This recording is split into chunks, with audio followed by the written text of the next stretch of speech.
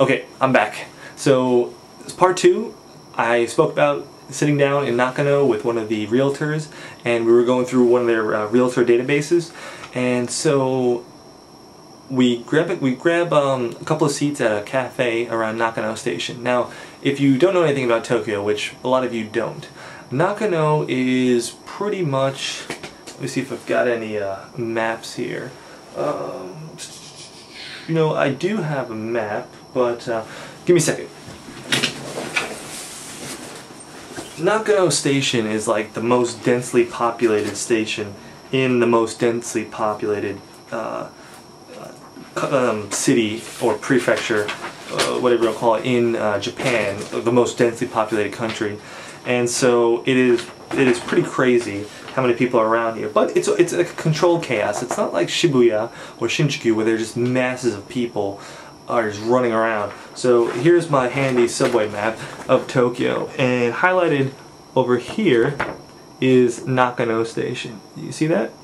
And so if I pull this out, you can see this is western Tokyo, and that little green blob down there, let's see here, this is Otemachi. You see that little green blob with all those red circles around it? That's where my school is. And so going from Nakano here down to that green blob is not so bad. Believe it or not, there's a direct line there. And so Nakano, western side of Tokyo, it's really neat. I mean, talk about like the amount of people. It's not as crowded as you'd think. The restaurants, there are kaiten sushi restaurants, there are standing sushi restaurants, there's tempura, yakiniku, which is Korean barbecue. There's so many affordable restaurants that are for the locals, izakayas or Japanese bars. So the personality that I got from Nakano was fantastic. So I like that right off the bat. And there's this huge like shopping bazaar or shopping arcade that is really, really neat. Like if you need supermarket items, or if you need you know, some knickknacks or 100 yen shop stuff, you can go there. So I really like Nakano. I'll have some video later. I'll get into that in a bit why I couldn't take video. But basically I was impressed with the station. Got a good feel from it. So we sit down, this guy from Tokyo Best Realtors, and we're looking at all the properties. This is when he explains to me that it is basically not impossible, but basically very difficult for a foreigner to rent an apartment if the foreigner also happens to be a student. Now, why is this the case? Well, he said a lot of landlords in Japan are very old-fashioned, and regardless of how much money you've got in the bank or how much you can back up it, you know, with savings accounts and all that stuff, they're going to reject you if you're a student right off the bat. Even if you're a Japanese student, they want to see a salary. Now, as you imagine, it compounds the issue if you're a gaijin student or a foreigner student. And so he says, you know, in my experience, he's telling me this, my experience, if we select your top 10 properties, maybe two are available for even considering your application. And so I'm like, holy crap, I'm not going to even be, this is going to be difficult to even get an apartment, almost impossible to get an apartment.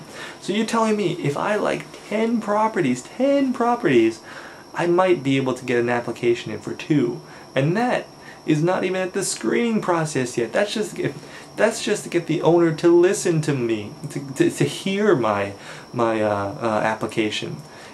They will just drop you even if you you know, if you just say the words gaijin and gakusei, or student. So I'm pretty surprised by that. And so this is all hitting me like bricks, you know, and I'm jet lagged. I've just sat through 2 hours of SoftBank negotiation and discussion. I've got another appointment the next day. Oh, I've got my Citibank account that I gotta go deal with, and I'm transferring money. So this is all coming at me from all different angles. And so I'm like, okay, I guess we just have to go with it. And so so we spend the next, it's 2 p.m. we spend the next 2 hours going through one by one every single property and saving whether or not I would consider looking at it. Why? Because in his opinion, which I thought was correct, we've got to generate a big list and then hopefully call and get notification from the owner to see if we can view it, if he will consider my application. So, my criteria, if you don't know, is around 30 square meters is the minimum size, which is, in the US, it's about 350 square feet, and relatively new in the past 10 years, all that stuff, steel or reinforced concrete, and I'm trying to think what else, close to the station, within 10 minutes, within 15 minutes. So stuff like Nakano, places like Shinjuku. If I show you this map again, just imagine, here's Nakano again. I'm looking in these areas, and then this blue line here, there's a lot of stations that are really good on there. So he goes onto his database, types it in, and we go one by one through all these properties. Let's take a look at the pictures. Let's take a look at the layout. Is it south facing, which gets the sun? Is it not south facing? And so he then says, please give me some time. I need to call every single one of these properties and see if they're willing to even consider your application. Okay. So he does this one by one and calls. And I'm doing my kanji reps on the iPad, and another hour passes. So 2 p.m. we met, 2:30 we sat down, 4:30 we got done with the searching, and so right now it's about 5:30. And so he says, okay, out of all those properties we looked at, and there had to be like 30 of them, he said he actually was surprised. He says there's about 8 to 10 that are considering your bringing an application forward. So let's go view these top 8. And since in lieu of time, or not in consideration of a time constraint, let's only see 3. And so we're lucky. There are 2 in Nakano, right around the station, that are within 10 minutes walking distance, and there's 1 over in Koenji, which is right next to Nakano Station, and that's also available. And so we do this, and so it's at this point that my luck kind of turned around a little bit. So I'm freaking out a little bit. The luck turned around a little bit. I'm freaking out at this point, saying, well, I'm not going to get an apartment, or I'm going to be in some shared house, which are fine. I know people in shared houses, and they have a lot of good things to say. But I had my mindset on this, kind of single apartment, living in a neighborhood kind of experience, authentic life in a Japanese neighborhood. Now I understand why it's a Japanese neighborhood. And so we view these apartments, and right off the bat, I gotta say, I was super impressed with both Nakano apartments. Very new. Built well, beautiful walk from the station, and all I'm thinking about is like, I hope they consider my application. And so I can't give you all the details because I'm coming up on my time limit, and I'll split it up again.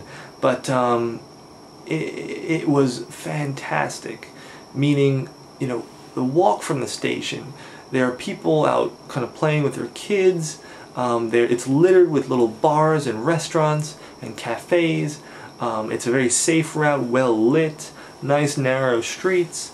It really reminded inside. This is what I was looking for. I didn't want Shibuya or Shinjuku. I wanted this. And so I really got a great feeling. And when I got to the apartment, these were new places, well positioned, well lit, a lot of separation. So if my friends visit, if my family visits, there's different rooms they can stay in. And the price was very affordable.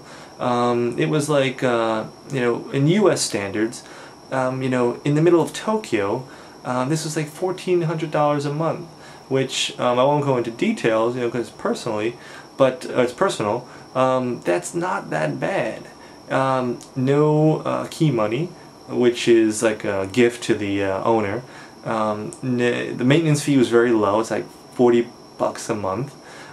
So all in all, it was a pretty good experience. And so I just hope that I can apply and they will consider it. Because right now he says, yeah, you know, they've got to screen you. And in my next video, in part 3, let me tell you about the screening process, because it ain't easy. So they will let you view the apartment. Like, okay, first step, we'll let you view the apartment.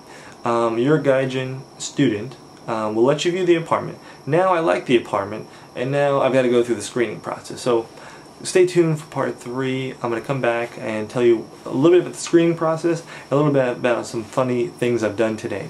See you back in 10.